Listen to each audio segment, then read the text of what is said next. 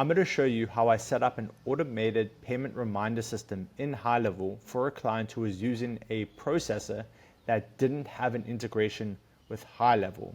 My name is Gavin Wiener. I'm a top-rated automation and sales funnel freelancer, helping clients with their paid ads, with their automations and their sales funnels. To get the system to work in GoHighLevel, we need a couple of things.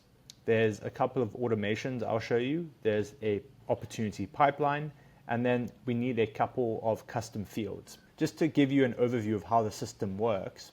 So when the client is ready to onboard one of their own clients, they submit an internal form which adds them to new intake completed, or the client's client could fill out that intake form themselves. Then once a payment is received, they are moved into payment received, and this is when the automation kicks in. They automatically get moved back to awaiting payment.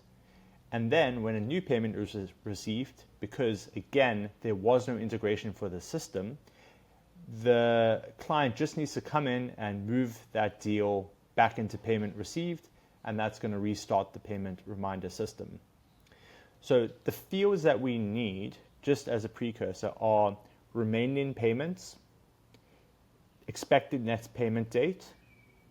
There will be a calculated payment sequence reminder date, and then there's a payment tag called payment received. The automations for the system have a couple of cool tricks in them, and I was quite proud when I worked this out of how to make this all work together. As I said, when a new payment is received, which this isn't connected to GoHighLevel, the client has to come in and move that opportunity into payment received. So what we do is we add the payment received tag. The reason we do this tag is because this is what pulls them out of the reminder sequence. And in this case, the reminder sequence kicks in 14 days before the payment is due. Then I check, are there any remaining payments due? Which is just to check of the field, is the number of remaining payments field greater than 0? If there are no more payments, the deal is moved into payments completed, and we send a internal notification just saying, hey, this person has completed their payments. If there are still payments remaining, then we -1 from the number of remaining payments. You can see I use the math operation and I subtract 1. Then I check, is there a current next expected payment date? The reason I do this is because for the very first time someone is onboarded, they're not going to have a next expected payment date. We need to calculate that. So I onboard someone who has 5 payments remaining, for example. They onboarded today and they have 5 payments due.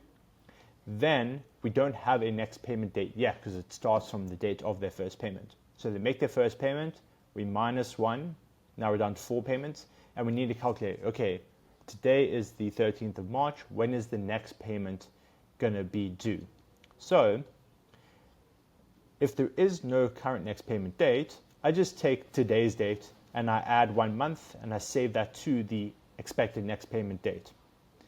If there is already a next expected payment date, I'm just adding 1 month to that already expected next payment date, logically. Now I need a date that's going to kick off the reminder sequence, which I'll show you in a second. And I calculate that based off the expected next payment date.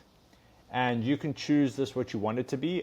In this case, we wanted to make it 15 days. So I subtract 15 days from the expected next payment date. And then I just add a note saying the contact made the payment on this date, etc. And then I move the deal back to awaiting payment.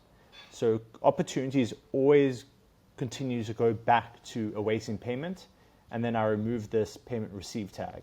So you can see the flow is going to be new person is onboarded, they're moved into payment received when you receive your first payment. We calculate the next expected payment date and also the next expected payment date reminder kickoff. Then the automation moves back to awaiting payment because now we're waiting for the next payment. And that's just where they're going to sit until another payment is made. They're moved into payment received. Again, we check if there are remaining payments. If there are, we calculate the next expected payment date and also the next expected date that kicks off the reminder sequence.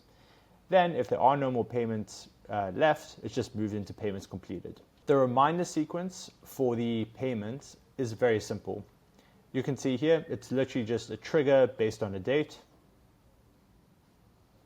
custom date field, next payment reminder sequence date, and then it moves through a automation like it normally would in HighLevel.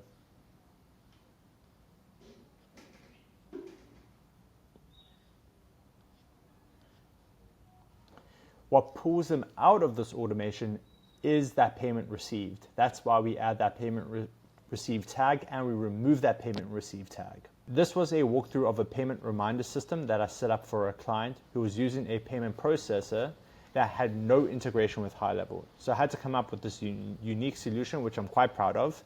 There was literally no integration at all. There was nothing with Zapier.com, there's nothing with Make.com.